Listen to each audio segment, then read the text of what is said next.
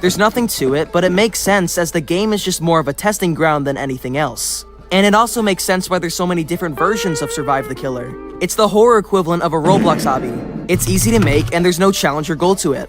I mean, think of it. Why spend literal months putting effort into a horror game with its gameplay and uniqueness, when all you can do to begin a map is use this tree preset, throw in a monster of some kind, add some props and skins, and boom, you have a full game. In fact, let's actually go to different SpongeBob the Killer games and see what they have to offer.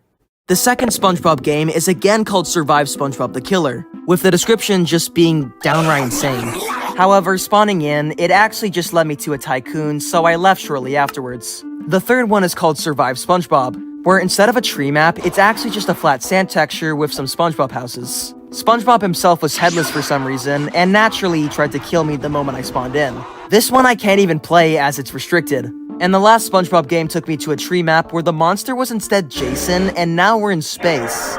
But yeah, in conclusion, most of the Survive the Killer titles are just brainless games featuring a brainless monster, with the map usually harboring a treehouse, a ton of skins, and other crap.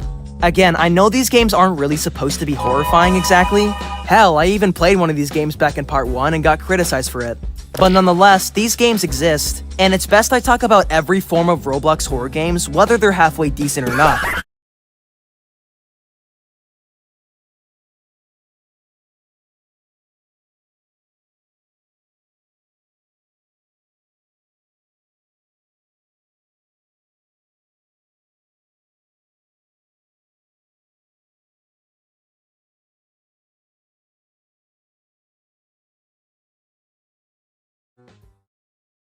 The next game we'll be playing is the Horror Mansion, which unsurprisingly puts you inside of a mansion and has you hide from spooky monsters.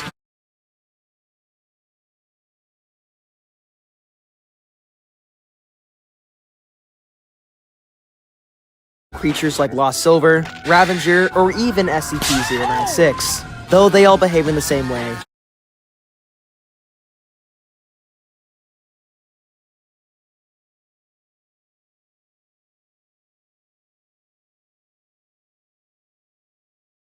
As for equipment, you are given a flashlight and that's about it. So, sounds pretty simple, right?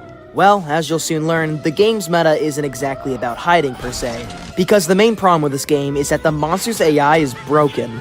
Really broken. For whatever reason, the behavior of the monsters are dumb, in that they'll chase players even if there's something blocking the way.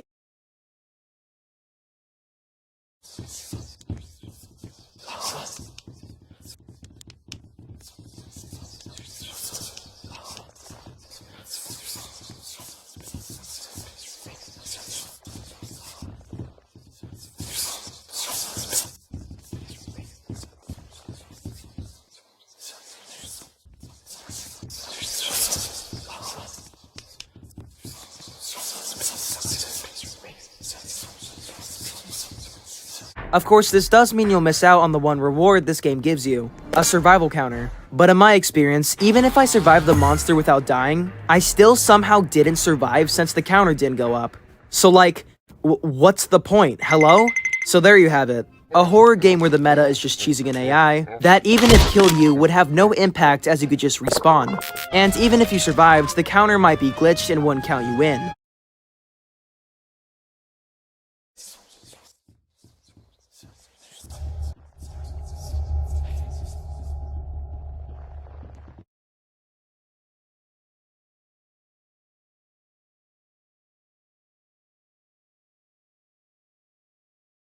And after that, I was then teleported into a room where the game told me to run. But in spite of that, I didn't run, and nothing happened. There was nothing chasing me, so I don't know why it's telling me to run.